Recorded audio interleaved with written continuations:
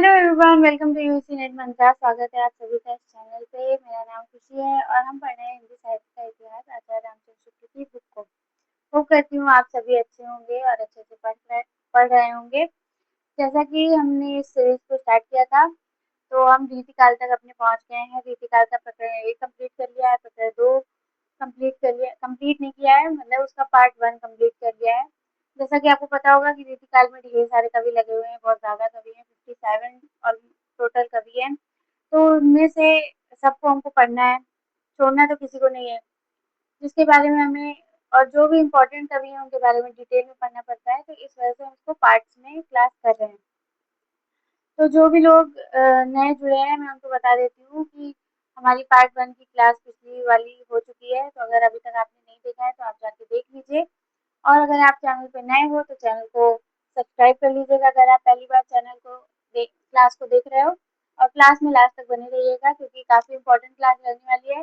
रीतिकाल से आप कभी भी कोई भी हिंदी का क्वेश्चन उठा के देख लो, उनकी रचनाओं में से, उनके कवियों में से आपसे ज़रूर ही पूछा जाता है। तो आप इसमें कोताही बिल्कुल मत करिएगा, क्लास को देख लीजिए, ठीक है।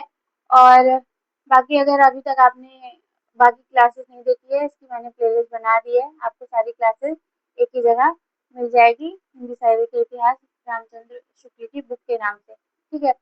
टोटल हमारी अभी तक जितनी क्लासेस हुई हैं सारी इसी प्लेलिस्ट में है।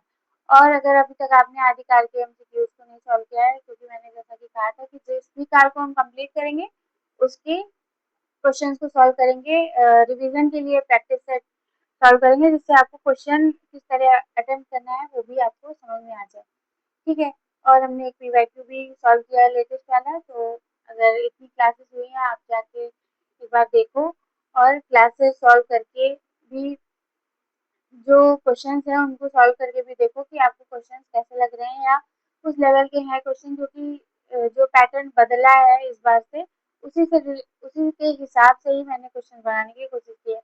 मैंने इसी तरह जैसे आदिकाल के क्वेश्चन सॉल्व कर रहे थे, वैसे ही भक्ति काल जब कंप्लीट हुआ था तो उसके भी क्वेश्चन सॉल्व कर रहे थे आपको। तो उसको भी अगर अभी तक आपने नहीं देखा है, उसमें काफ़ी ढेर सारे क्वेश्चन आपको मिलेंगे, 50+ क्वेश्चन उसमें आपको देखने को मिलेंगे। तो आप उसको सॉल्व करो, एक बार देखो सॉल्व करके कि आपको कैसा लग रहा है, और मुझे कमेंट करके फीडबैक भी देना, और ये भी बताना कि आपके कितने क्वेश्चन सही हुए। और क्लास को लाइक कर दीजिएगा, शेयर कर दीजिएगा अगर अच्छी लगे, हेल्पफुल लगे तो।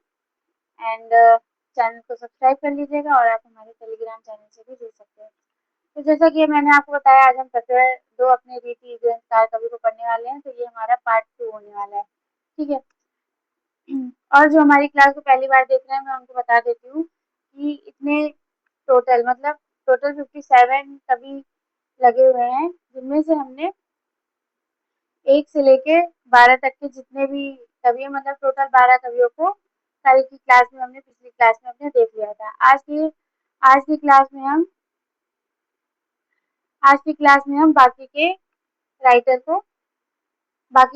को हम देखने वाले हैं, ठीक है। तो देरी न करते हुए आगे बढ़ते हैं। और आज के हमारे सबसे पहले कवि हैं देव, ठीक है। क्योंकि हमने जिस हिसाब से बताया कि हमने निवास तक पढ़ लिया था, आज सबसे पहले हमारे कवि देव हैं, ठीक है। तो देव के बारे में डिटेल, क्योंकि इम्पोर्टेंट कवि हैं, इनकी रचनाएं इंपॉर्टेंट हैं, तो इसको हम थोड़ा डिटेल में ही पढ़ेंगे। और जिनके बारे में कुछ चीज़ें मिलती है, मतलब काफ़ी कवियों का नाम भी आपने उनमें से नहीं सुना होगा, क्योंकि कभी इनके बारे में पूछा नहीं जाता। कोई रचना या उनकी कोटेशन मिलेगी तो हम उसको देखते हुए सब चलेंगे, ठीक है। तो पढ़ते हैं देव को। ये इटावा के रहने वाले सुनहरे ब्राह्मण थे। कुछ लोगों ने इन्हें कहानी को सिद्ध करने का भी प्रयत्न किया था। इनका पूरा नाम देवदत्त था।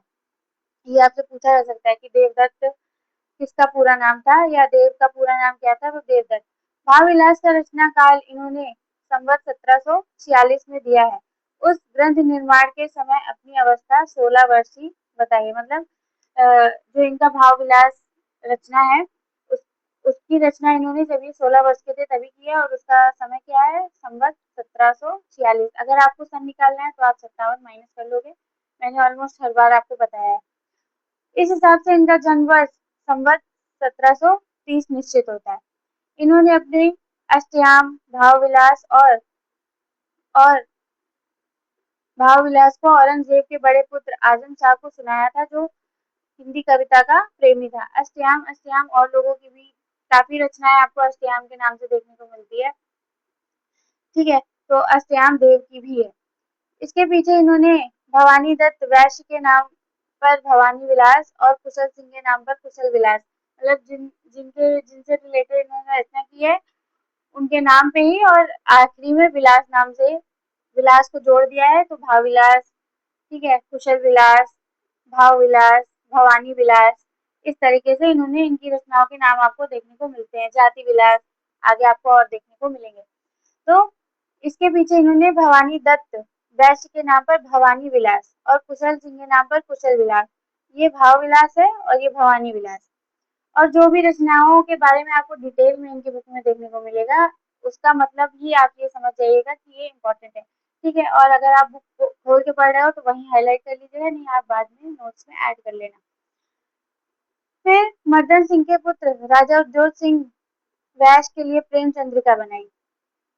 अब आपको चंद्रिका सुन के नाम याद आ जाना चाहिए कि एक और लोगों की रचना है चंद्रिका नाम से, रामचंद्रिका। रामचंद्रिका किसकी रचना है ये आप मुझे कमेंट करके बताओगे। ठीक है, कुशल विलास की रचना की, फिर मर्दन सिंह के पुत्र राजा उद्योग सिंह वैश्य के लिए प्रेम चंद्रिका बनाई।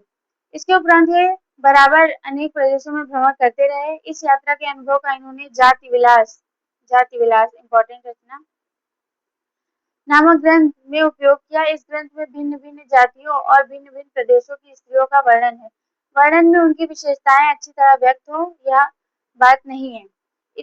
इतने पर्यटन के उपरांत जान पड़ता है कि इन्हें एक अच्छे आश्रयदाता राजा मोतीलाल मिले, जिनके नाम पर संवत 1783 में इन्होंने रस विलास नामक ग्रंथ बनाया। इन राजा मोतीलाल की इन्होंने अच्छी तरह तारीफ की, जैसे मोतीलाल भूप लाख गोरख एवं जिन लाखन खरची रची आखर खरीद है। तो आपको इसमें इम्पोर्टेंट क्या है, इनका पूरा नाम देवदत्त, इनकी जो रचना है भाव विलास, उसका समय 1746, और ये रचना इन्होंने 16 वर्ष की उम्र में बना दी थी। फिर अष्टयाम, भाव विलास, इन दोनों को औरंगजेब के पुत्र को इन्होंने पढ़ के सुनाया था। भवानी विलास भवानी दत्त के लिए बनी थी, कुशल विलास कुशल सिंह के लिए, और प्रेम चंद्रिका मर्दन सिंह के पुत्र राजा उद्योग सिंह के लिए। ठीक है, और ये जो जाति विलास है, इन्होंने अनेक देशों का भ्रमण किया था, तो वहाँ पे जो भिन्न भिन्न जातियों की स्त्रियां थी, उन उनका वर्णन इन्होंने जाति विलास में किया है। जैसे जाति से ही आपको पता लग रहा है, बस आपको ये याद रखना है कि स्त्रियों का वर्णन इसमें मिलता है, भिन्न भिन्न जातियों का। तो जिन रचनाओं के बारे में भी आपको वन लाइन में मिल रहा है, उसको आप उसी के सामने ही ब्रैकेट में करके नोट कर लीजिएगा, तो वो आपको याद रहेगी हमेशा। ठीक है, आगे बढ़ते हैं। रीतिकाल के प्रतिनिधि कवियों में शायद सबसे अधिक ग्रंथ रचना देव की है। देव की रचना सबसे अधिक मानी गई। कोई इनकी रचित पुस्तकों की संख्या 52 और कोई 72 तक बतलाते हैं, जो इनके निम्नलिखित ग्रंथों का तो पता है। और शुक्ल जी ने कितने ग्रंथ माने हैं, टोटल इनके 23 ग्रंथ माने हैं। देव के इन्होंने टोटल 23 ग्रंथ माने हैं, रामचंद्र शुक्ल जी ने। ठीक है, तो ये आपके लिए इंपॉर्टेंट हो जाती है। सारी रचनाएं एक ही जगह है, इसको हम देख लेते हैं। भाव विलास, अष्टयाम, भवानी विलास, सुजान विनोद, प्रेम तरंग, राग रत्नाकर, और कुशल विलास, देवचरित, प्रेम चंद्रिका, जाति विलास, रस विलास, काव्य रसायन या शब्द रसायन, सुख सागर तरंग, वृक्ष विलास, पावस विलास, ब्रह्म दर्शन पचीसी, तत्व दर्शन पचीसी, आत्म दर्शन पचीसी, जग दर्शन पचीसी, रसानंद लहरी, प्रेम दीपिका, नक्सिक और प्रेम दर्शन। तो टोटल शुक्ल जी ने इनकी 23 रचनाओं को माना है, और ये पूछा भी गया है आपके पेपर में। ठीक है, तो इसमें से इम्पोर्टेंट कौन सी है मैंने वो हाईलाइट किया, जैसे भाव विलास इम्पोर्टेंट है, अष्टयाम इम्पोर्टेंट है, भवानी विलास भी इम्पोर्टेंट है, सुजान विनोद पूछी जाती है, प्रेम तरंग, राग रत्नाकर और प्रेम चंद्रिका, जाति विलास, रस विलास, काव्य रसायन या शब्द रसायन, सुख सागर तरंग। यहाँ तक तो इनकी रचनाएं इम्पोर्टेंट है, क्योंकि इनके बारे में डिटेल में आपको अभी देख रहे होगे आप, नीचे भी आपको देखने को मिलेगा। तो इसलिए यहाँ तक की तो सारे इम्पोर्टेंट है आपके लिए। तो ये आपको याद होनी चाहिए। उसके बाद प्रेम दीपिका नक्सिक, ये भी इम्पोर्टेंट है आपके लिए, ठीक है। तो इतनी आपको याद रखनी है। और काव्य रसायन भी मोस्ट इम्पोर्टेंट है आपके लिए, ठीक है। तो आपको यहाँ तक की रचनाएं याद होनी चाहिए, 1 से लेके 13 तक की, तो सभी याद होनी चाहिए। आगे बढ़ते हैं। ग्रंथों की अधिक संख्या के संबंध में यह जान रखना भी आवश्यक है कि देव जी अपने पुराने ग्रंथों के कवितों को इधर दूसरे क्रम में रखकर एक नया ग्रंथ प्रायः तैयार कर दिया करते थे। इससे ही वे कवित बार बार उनके ग्रंथों में मिलेंगे। सुख सागर तरंग प्रायः अनेक ग्रंथों से मिलकर मिले हुए कवित्वों का संग्रह है। राग रत्नाकर में राग रागिनियों के स्वरूप का वर्णन है। अष्टयाम तो रात दिन भोग विलास की दिनचर्या है, जो मानो उस काल के अकर्मण्य और विलासी राजाओं के सामने काल पलायन विधि का ब्यौरा पेश करने के लिए बनी थी। ब्रह्म दर्शन पचीसी और तत्व दर्शन पचीसी में जो विरक्ति का भाव है, वह बहुत संभव है कि अपनी कविता के प्रति लोक की उदासीनता को देखते हुए हुई हो। तो आपने सुख सागर तरंग के बारे में भी जान लिया कि जो इनके और भी पुराने कवित्व थे उन्हीं का संग्रह है, अनेक ग्रंथों से लिए हुए कवित्वों का संग्रह है। राग रत्नाकर में राग रागिनियों का स्वरूप का वर्णन है। अष्टयाम में जो दिन रात भोग विलास की दिनचर्या का वर्णन होता है, जो 8 प्रहर की दिनचर्या होती है उसका वर्णन होता है अष्टयाम में, ठीक है। तो इनकी सारी रचनाएं ऑलमोस्ट इम्पोर्टेंट है, पर जिसकी बारे में आपको इसमें डिटेल में मिलता है वो मोस्ट इम्पोर्टेंट हो जाती है। आगे बढ़ते हैं। ये आचार्य और कवि दोनों रूप में सामने आते हैं। ये आचार्य और कवि दोनों रूप में सामने आते हैं, इम्पोर्टेंट। ये आपसे वन लाइनर बन सकता है कि शुक्ल जी ने किसके बारे में ये कहा है, ये कथन कहा है कि ये आचार्य और कवि दोनों रूप में हमारे सामने आते हैं। तो आपका आंसर क्या होना चाहिए? देव, क्योंकि इसी से रिलेटेड एक आपको हाँ पिछली भी कोटेशन मिलेगी कि ये आचार्य के रूप में नहीं, सिर्फ कवि के रूप में माने जाते हैं। वो किसके उपलक्ष्य में थी? राजा जसवंत सिंह के उपलक्ष्य में, हाँ, राजा जसवंत सिंह के उपलक्ष्य में ये थी, ठीक है। तो वो आपको याद रखना है कि किसको उन्होंने दोनों माना है और किसको सिर्फ एक माना है। यह पहले ही कहा जा चुका है कि आचार्यों के पद के अनुरूप कार्य करने में रीतिकाल के कवियों में पूर्ण कोई समर्थ नहीं हुआ। अभिधा लक्षणा आदि सब शक्तियों का निरूपण हिंदी के रीति ग्रंथों में पाया कुछ भी नहीं हुआ। आगे चलते हैं। ये इनकी पंक्ति मिलती है, इंपॉर्टेंट है। अभिधा उत्तम काव्य है, मध्य लक्षणा लीन, उधम व्यंजना रस विरस, उल्टी काट। तो ये देव की रचना है, मतलब देव की पंक्तियां हैं, ठीक है। आगे बढ़ते हैं। इनकी भाषा में रसाद्रता और चलतापन बहुत कम पाया गया है। कहीं कहीं शब्द व्यय बहुत अधिक है और अर्थ बहुत अल्प। रीतिकाल के कवियों में ये बड़े ही प्रगल्भ और प्रतिभा संपन्न कवि थे, इसमें संदेह नहीं। इस काल के बड़े कवियों में इनका विशेष गौरव का स्थान है। कहीं कहीं इनकी कल्पना बहुत सूक्ष्म और दुरारूढ़ है। इनकी कविता के कुछ उत्तम उदाहरण नीचे दिए गए हैं, अभी हम नेक्स्ट वाले में देखेंगे। दार ध्रुव पलना बिछौना नवपल्लव के सुमन झगूरा सोहे तन छवि भारी दे। तो ये इम्पोर्टेंट है, ठीक है। और ये वाला भी इम्पोर्टेंट है। और भी काफी ढेर सारी पंक्तियां दी गई हैं, पर जो उसमें इम्पोर्टेंट थी मैंने उन्हीं को यहाँ पे रखा हुआ है। शासन में ही समीर गयो अरु आसुर की समीर गयो डरी, तेज गयो गुण ले अपनो अरु भूमि गई तनु की तनुजा करी। ये दोनों पंक्तियां ज्यादा इम्पोर्टेंट है। आगे बढ़ते हैं। नेक्स्ट हमारे श्रीधर या मुरलीधर, दोनों एक ही है।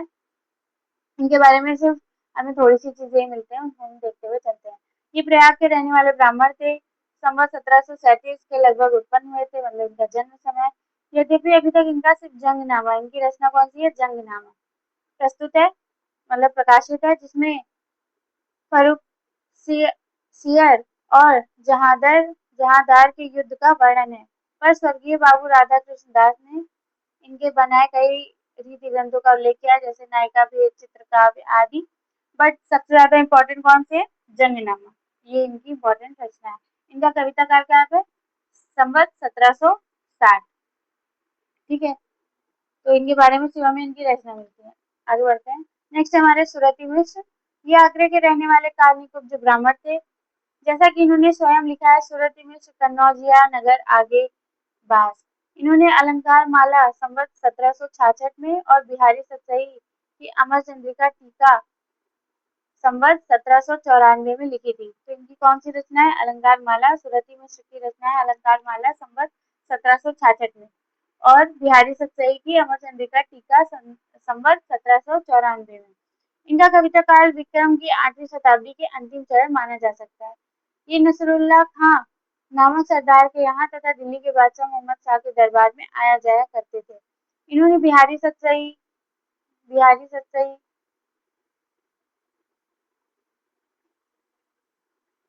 एक मिनट इन्होंने बिहारी सतसई, कवि प्रिया और रसिक प्रिया पर विस्तृत टीकाएं रची हैं। सॉरी, जिनमें जिनके जिनसे इनके साहित्य ज्ञान और मार्मिकता का अच्छा परिचय मिलता है। टीकाएं ब्रजभाषा गद्य में है।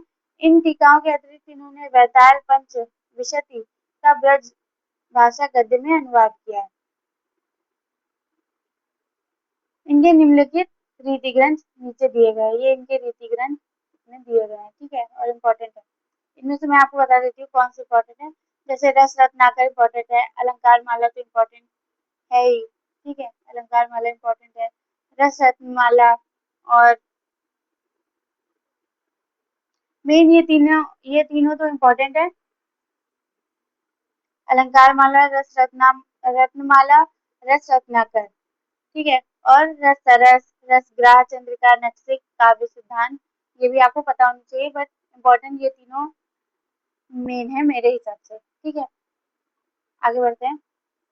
अलंकार माला की रचना इन्होंने भाषा भूषण के ढंग पर की है। इसमें भी लक्ष्य और उदाहरण प्राय एक ही दोहे में मिलते हैं। ये दोनों इनकी ये दोनों इनकी रचनाएं मतलब पंक्तियां हैं, और इन्होंने अलंकार माला की जो इनकी रचना है वो भाषा भूषण के ढंग पे ही की है। आगे बढ़ते हैं। नेक्स्ट हमारे कवींद्र या उदयनाथ। ये कालिदास त्रिवेदी के पुत्र थे। पिछली क्लास में हमने इनको पढ़ा था, कालिदास त्रिवेदी को। संवत 1736 के लगभग उत्पन्न हुए थे। इनका रस चंद्रोदय इम्पोर्टेंट नामक ग्रंथ बहुत प्रसिद्ध है। इनके अतिरिक्त विनोद चंद्रिका और जोग लीला नामक इनकी दो और पुस्तकें का पता लगता है। विनोद चंद्रिका संवत 1777 और रस चंद्रोदय संवत 1804 में बना है। इसका समय आपको याद रखना है। वैसे ज्यादा इम्पोर्टेंट रस चंद्रोदय है, ठीक है, इसका समय 1804 संवत 1804 है।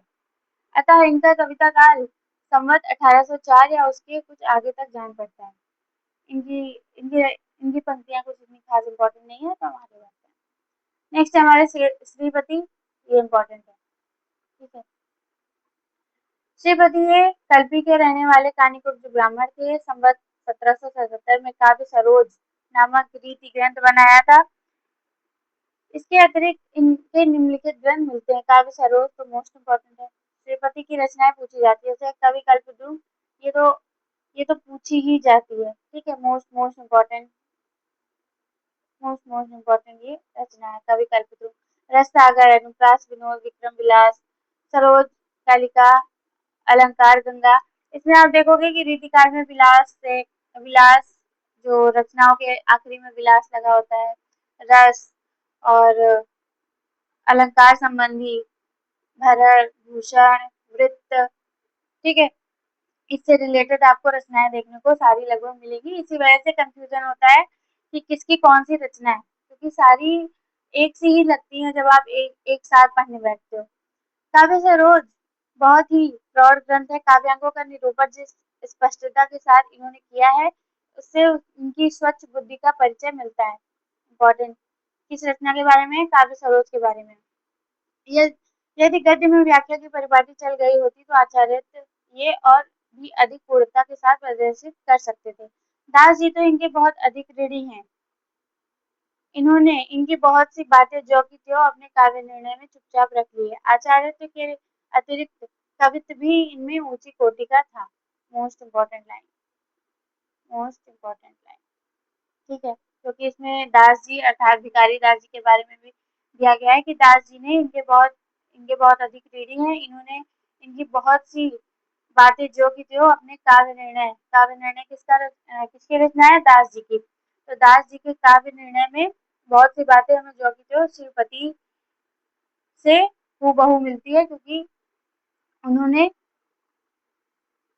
उनकी रचनाओं में से लेके अपने काव्य निर्णय में रखा है। किसने? भिखारी दास जी ने। ठीक है, आगे बढ़ते हैं।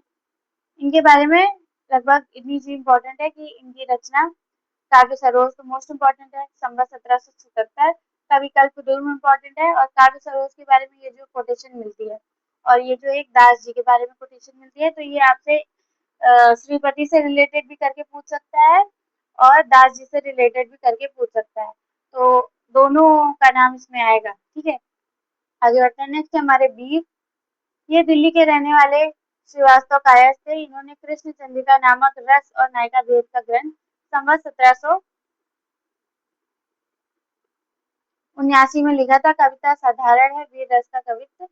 देखिए ये इनका कवित्व है। तो आपको चंद्रिका नाम की 3 रचनाएं देखने को मिल गई है। ठीक है, एक कृष्ण चंद्रिका, एक रामचंद्रिका, और एक कौन सी थी? अभी स्टार्टिंग में ही हमने देखी है,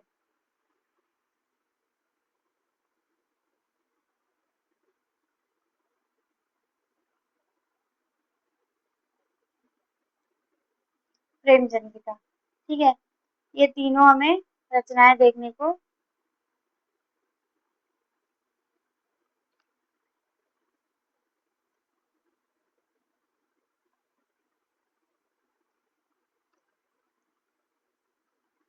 कौन कौन सी हमें मिली? 3। एक कृष्ण चंद्रिका, एक प्रेम चंद्रिका और एक रामचंद्रिका। कृष्ण चंद्रिका वीर नहीं वीर की है, प्रेम चंद्रिका देव की है, और रामचंद्रिका किसकी है? ये मैंने आपसे पूछा तो है। ठीक है, अब देखते हैं कितने लोग आंसर देते हैं। जो सीरियस स्टूडेंट होंगे वो आंसर जरूर देंगे इसका। ठीक है, और तीनों रचनाएं आपको एक ही जगह लिख लेनी है, ब्रैकेट साइड में कॉपी के अपने बना के, और वहीं पे इकट्ठे लिख लेनी है। जो भी एक ही नाम की तरीके की रचनाएं आपको देखने को मिलती है। ठीक है, आगे बढ़ते हैं। नेक्स्ट है हमारे कृष्ण कवि। ये मथुरा के चौबे थे और बिहारी के पुत्र प्रसिद्ध हैं। इन्होंने बिहारी के आश्रयदाता महाराज जयसिंह के मंत्री राजा आयामल की आज्ञा से बिहारी सतसई की जो टीका की, उसमें महाराज के लिए वर्तमान कालिक क्रिया का प्रयोग किया है और उनकी प्रशंसा भी की है। ये रीतिकाल के प्रतिनिधि कवियों के बीच में रखे गए हैं। इनकी भाषा सरल और चलती और अनुप्रास आदि की ओर कम झुकी है। दोहों पर सवैये उन्होंने लगाए हैं। उनकी साहित्यता, रचना कौशल और भाषा पर अधिकार अच्छी तरह प्रमाणित होता है। इनका सवैया ये है। शीश मुकुट कटी कांचनी कर मुरली उर्माल, यही बनी मोह मन सदा बसो बिहारी लाल। ठीक है, तो इसमें बिहारी लाल आ गया है, तो आप ये मत सोच लेना कि बिहारी की रचना है, मतलब बिहारी का कविता है, मतलब बिहारी का है। ये कृष्ण कृष्ण कविता है। ठीक है, तो इनके बारे में इतना कुछ खास मिलता नहीं है, इनकी रचना के बारे में भी कुछ नहीं मिलता। तो बढ़ते हैं आगे। इसी तरह हमारे रसिक सुमति हैं, इनके बारे में भी उतना कुछ नहीं मिलता। ये ईश्वर दास के पुत्र और संवत 1750 के वर्तमान में थे। इन्होंने अलंकार चंद्रोदय नामक एक अलंकार ग्रंथ कुवलयानंद के आधार पर दोहों पे बनाया था। ठीक है, बस इनकी रचनाएं यहाँ मिलती है और इतना कुछ मिलता नहीं है। और किसके आधार पे? कुवलयानंद के आधार पे इन्होंने दोहों में बनाया था। आगे बढ़ते हैं। नेक्स्ट हमारे गंजन। ये काशी के रहने वाले गुजराती ब्राह्मण थे। इन्होंने संवत 1786 में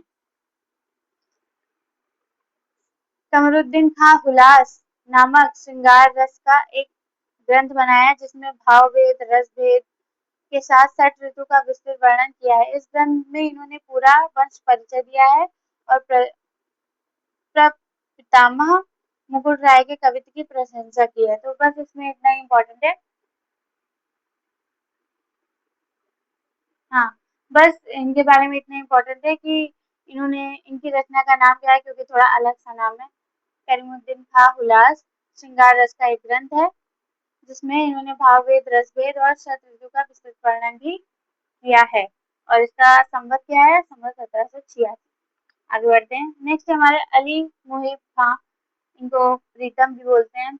ये आगरे के रहने वाले थे। इन्होंने संवत 1700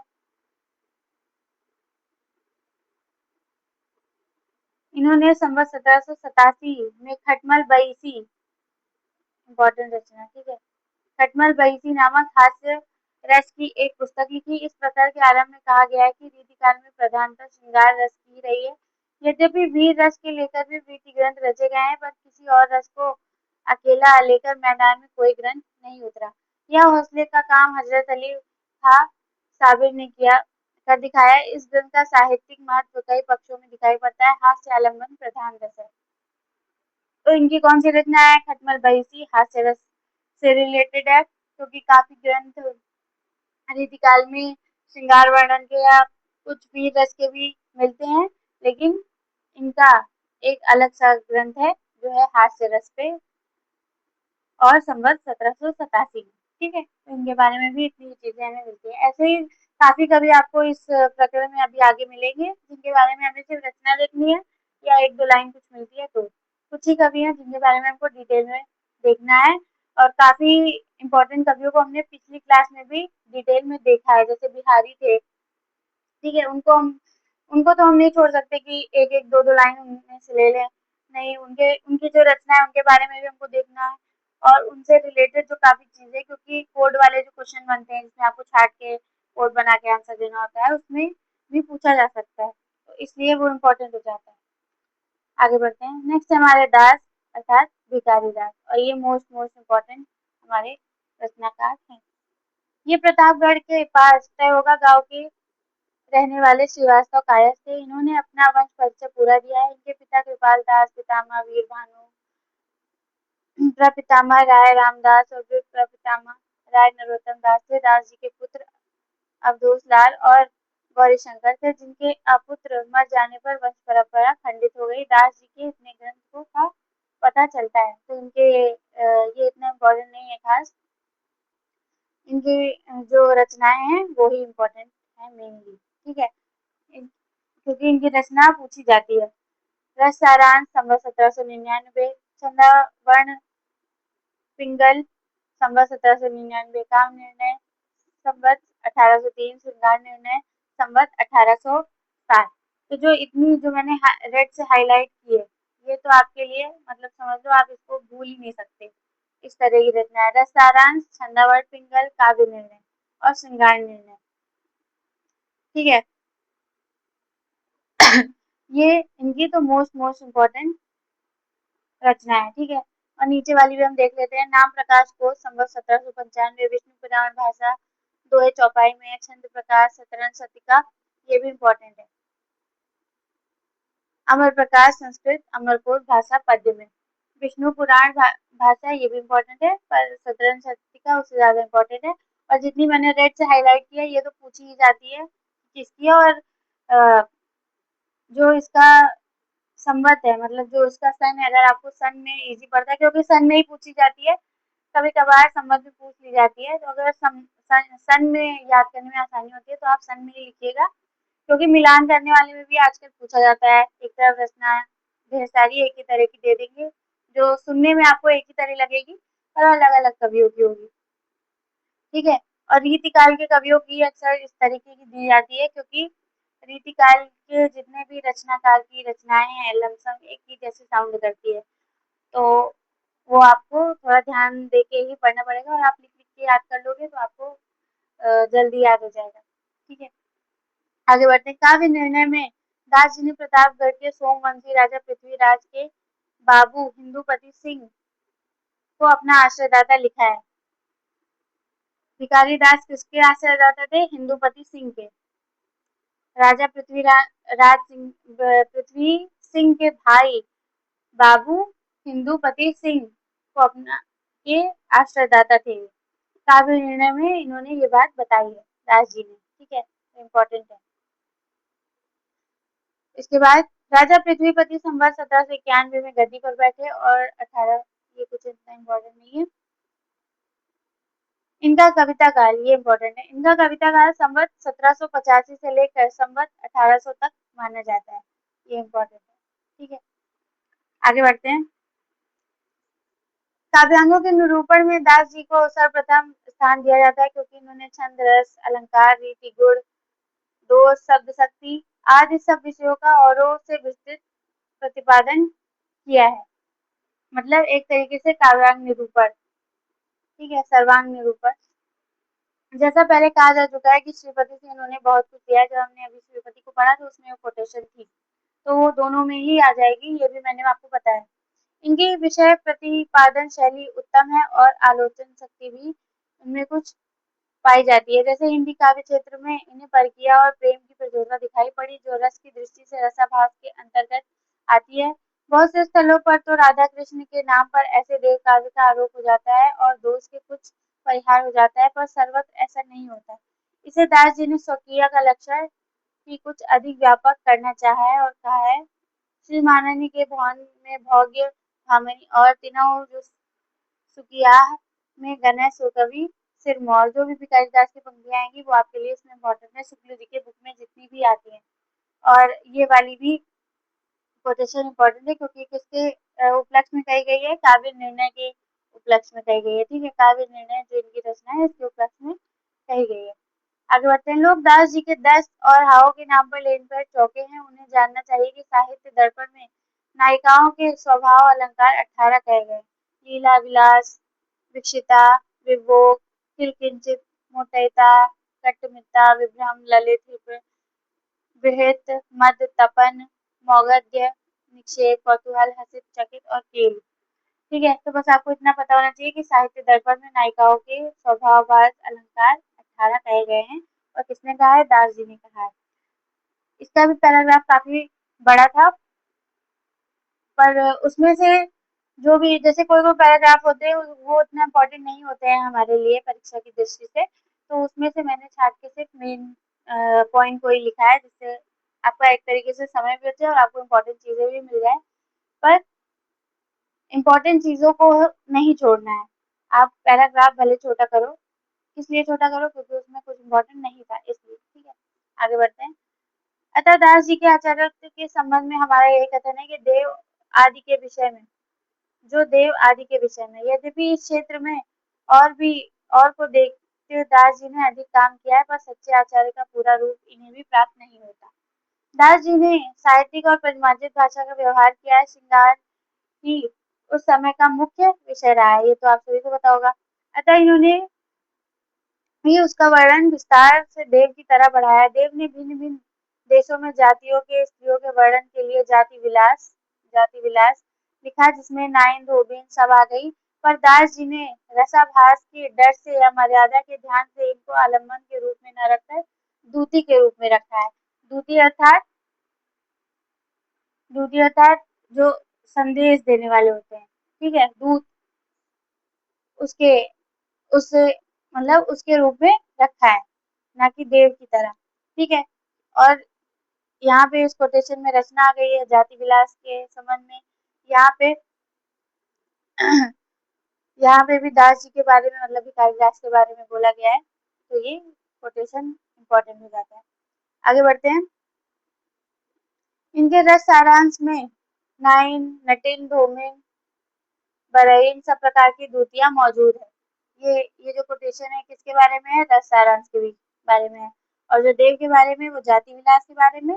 और देव की तरह ही दास जी ने भी अपनी जो रचना है रस सारांश, उसमें भी इसी तरह का वर्णन किया है, परंतु उन स्त्रियों को दूती के रूप में दर्शाया है। ठीक है, इनमें देव की अपेक्षा अधिक रस विवेक था। इनका श्रृंगार निर्णय अपने ढंग का एक अनूठा काव्य है। उदाहरण मनोहर और सरस है, भाषा में शब्दाडंबर नहीं है।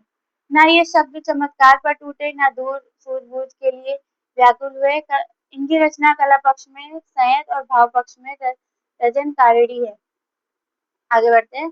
देव की ऊंची सी आकांक्षा या कल्पना जिस प्रकार इनमें कम पाई जाती है, उसी प्रकार उनकी सी असफलता भी कभी कहीं नहीं मिलती है।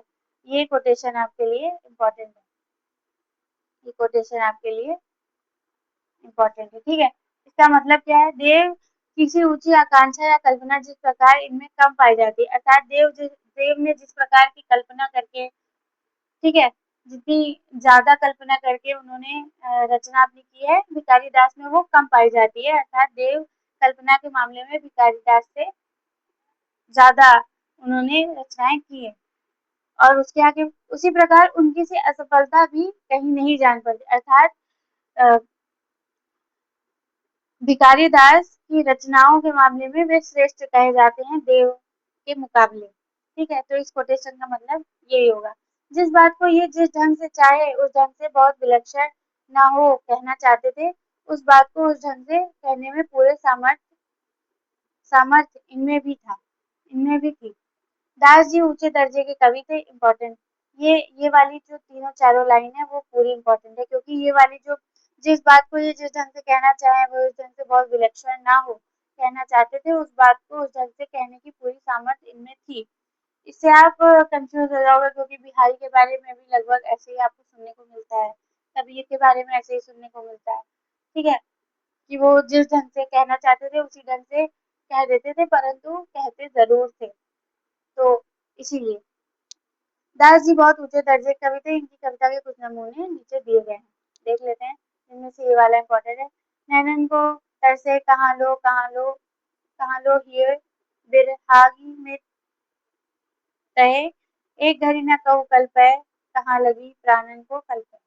और उसके बाद इनमें से ये वाली इम्पोर्टेंट है। उधो ताई तहाई चलो ले हमें जहो खूबरी, कान बसे एक ठौरी।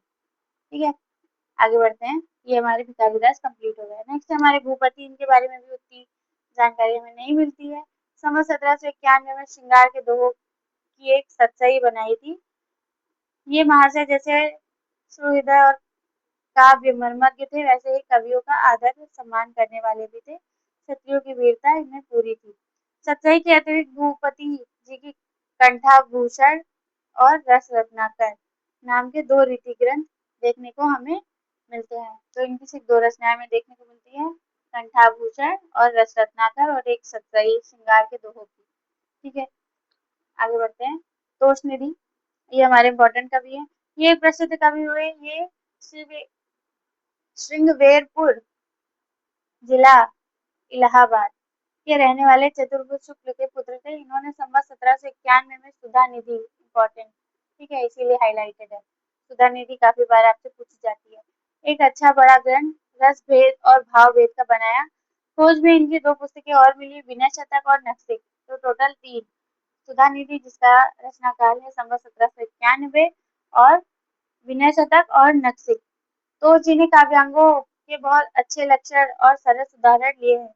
उठाई हुई कल्पना का अच्छा निर्वाह हुआ और भाषा का स्वाभाविक प्रवाह के साथ आगे बढ़ती है। तो जी एक बहुत सुहृदय और निपुण कवि थे। भाव का विधान सघन होने पर भी कहीं उलझा नहीं है। बिहारी के समान इन्होंने भी कहीं कहीं ऊहात्मक उत्युक्ति की है। तो ये आपसे वन लाइनर पूछ सकता है कि बिहारी के समान किसने कहीं कहीं पर ऊहात्मक अत्युक्ति की है, तो किसने की है? तोषनिधि ने की है। ठीक है, क्योंकि जिस हिसाब से आजकल डीप से क्वेश्चन बन रहे हैं, तो हो सकता है आपसे पूछ लिया जाए। और सुधा निधि इनकी रचना तो इम्पोर्टेंट है। और उसके बाद ये जो एक कविता के कुछ नमूने हैं। भूषण भूषित भूषण हीन प्राचीन महारस में छवि छाई, पूरी अनेक पदारथ थे जेहि में परमारथ स्वारथ पाई। तो इसमें भूषण देख के आप भूषण की तरफ मत चले जाइएगा, ये तोषनिधि की पंक्ति है। ठीक है, आप इसको एक कीवर्ड से याद रख सकते हो। ठीक है, आगे बढ़ते हैं। नेक्स्ट हमारे दलपति राय और वंशीधर, ये दो कवि हैं। दलपति राय अलग है, वंशीधर अलग है, परंतु शुक्ल जी ने इन दोनों को एक साथ रखा है। आप अगर बुक देखोगे तो आपको पता चल जाएगा। ठीक है, होप करती हूँ अगर आप पढ़ रहे होगे तो बुक साथ में ही लेके पढ़ रहे होगे, नहीं तो चीजें सर के ऊपर से निकलेंगी। ठीक है, जो और क्योंकि आप देखते हुए भी चलोगे, हाईलाइट भी करते हुए चलोगे, सुनते हुए चलोगे, तो आपको जल्दी वो याद रहेगा, देर तक याद रहेगा। ठीक है, आगे बढ़ते हैं। दलपति राय महाजन और वंशीधर ब्राह्मण थे, दोनों ब्राह्मण थे। दोनों अहमदाबाद के रहने वाले थे। इन लोगों ने संवत 1792 में उदयपुर के महाराणा जगत सिंह के नाम पर अलंकार रत्नाकर नामक ग्रंथ बनाया था। इनकी रचना अलंकार रत्नाकर, ठीक है, और इम्पोर्टेंट है। इसका आधार महाराज जसवंत सिंह का भाषा भूषण है। अलंकार रत्नाकर का आधार कौन सा है? भाषा भूषण, जो कि महाराज जसवंत सिंह का है। जिनको हमने कल पढ़ा था, ये भी इम्पोर्टेंट कवि ही हैं। तो अगर आपने नहीं देखा है तो आप जाके देख लीजिएगा क्लास, ठीक है। इसका भाषा भूषण के साथ प्राय वही संबंध है जो कुवलयानंद का चंद्रालोक के साथ है। इस ग्रंथ में विशेषता यह है कि इनमें अलंकारों का स्वरूप समझाने का प्रयत्न किया गया है। इस कार्य के लिए गद्य व्यवहारत हुआ है। रीतिकाल के भीतर व्याख्या के लिए कभी-कभी गद्य का उपयोग कुछ ग्रंथकार की सम्यक निरूपण की उत्कंठा उचित करता है। इस उत्कंठा के साथ ही साथ गद्य की उन्नति की आकांक्षा का सूत्रपात समझना चाहिए, जो सैकड़ों वर्ष बाद पूरी हुई थी। तो इनके बारे में हमें सिर्फ इनकी रचना ध्यान रखनी है और किस आधार पर इन्होंने रचना की थी। महाराज जसवंत सिंह के भाषा भूषण के आधार पर की थी। अलंकार रत्नाकर इनकी रचना का नाम है, जिसका समय है 1792। ठीक है, तो आज की क्लास में हम इतने ही कवियों को देखेंगे।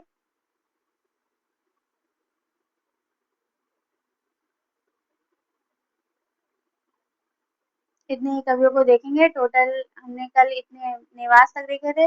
आज हमने देव से लेके हमने आज भूपति और तोषनिधि, दलपति, विजय वंशीधर, यहाँ तक हमने टोटल अपने 27 राइटर को कंप्लीट कर लिया है। ठीक है, टोटल हमने 27 राइटर को कंप्लीट कर लिया है। बाकी के जितने भी राइटर हैं उनको भी हम आगे की क्लास में कंप्लीट करेंगे। सभी तो एक क्लास में नहीं हो पाएंगे। आगे की क्लास में हमारी 2 पार्ट में और होगी और इसमें इम्पोर्टेंट कवि है, लास्ट में भी काफ़ी इम्पोर्टेंट, ये चारों कवि आपको इम्पोर्टेंट मिलते हैं। बीच में ये इतने कवि इम्पोर्टेंट मिलते हैं और इनके बारे में सिर्फ हमें कुछ चीज़ें मिलती हैं। ठीक है, तो उसको हम देखते हुए चलेंगे और जो इम्पोर्टेंट नहीं होंगे उनको हम स्किप भी कर देंगे। तो इतनी चीज़ें हमें देखने को मिलेंगी अपनी नेक्स्ट क्लास में। आज की क्लास हमने टोटल 27 कवियों को कंप्लीट कर लिया है। तो होप करती हूँ कि आपको क्लास समझ में आई होगी और जो अ, मैंने बताने की कोशिश की है अपनी तरफ से, अच्छे से समझाने की कोशिश की है और जहाँ पे जो रचनाएं मिली हैं उनको भी जो भी रिलेटेड और भी राइटर की कविताएं, सॉरी, रचनाएं मिली है उसको एक साथ ही बताने की कोशिश की है। तो करती हूँ कि आपको क्लास समझ में आई होगी, अच्छी लगी होगी और अगर क्लास हेल्पफुल लगी हो तो क्लास को लाइक कर दीजिएगा, शेयर कर दीजिएगा और अगर अभी तक आपने बाकी की क्लासेस नहीं देखी है तो आप जाके देख लीजिएगा। और जो हमारे प्रैक्टिस सेट दोनों हुए हैं आदिकाल के और भक्तिकाल के, तो वो दोनों भी आप देख लीजिएगा, आपको हेल्पफुल लगेगा। मेरी आशा यही है कि आपको वो हेल्पफुल लगेगा। एक बार आप जाके देखिए, सॉल्व करिए, सॉल्व करके मुझे ये भी बताइए कि आपके कितने क्वेश्चन सही हो रहे हैं और आपको क्वेश्चन कैसे लग रहे हैं। ठीक है, बाकी अगर आपको क्लास अच्छी लगी हो तो लाइक, शेयर एंड सब्सक्राइब जरूर करिएगा। कमेंट करके अपना फीडबैक दीजिएगा। फीडबैक देने में टाइम नहीं लगता है, कमेंट करने में जितनी देर आप टाइप करके दूसरी चीज़ करते हो 2 सेकंड का टाइम लगता है, तो आप फीडबैक दीजिएगा। बाकी अगर आप नए हो चैनल पे तो चैनल को सब्सक्राइब कर लीजिएगा। अगर आप यहाँ तक आए हो तो आपको क्लास अच्छी ही लगी होगी, आशा करती हूँ। तो आप सभी का क्लास देखने के लिए बहुत बहुत धन्यवाद। मिलते हैं अपनी नेक्स्ट क्लास में बाकी के कवियों के साथ। अभी शायद हमारी इस प्रकरण की 2 क्लास और होंगी क्योंकि काफ़ी ज़्यादा कवि हैं, आप भी देख सकते हो। ठीक है, वैसे मैं कोशिश करूँगी कि एक ही क्लास में कंप्लीट कराऊँ, अगर नहीं हो पाए तो।